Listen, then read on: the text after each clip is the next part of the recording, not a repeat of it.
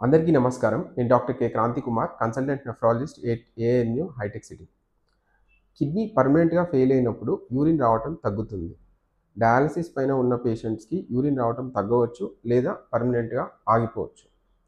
డయాలిసిస్‌కి మధ్యన నీటిని ఎక్కువగా తాగటం వల్ల బరువు ఎక్కువగా పెరగటం జరుగుతుంది. దీనివల్ల బీపీ పెరగటము, ఆయాసం రావటము వంటివి జరగొచ్చు.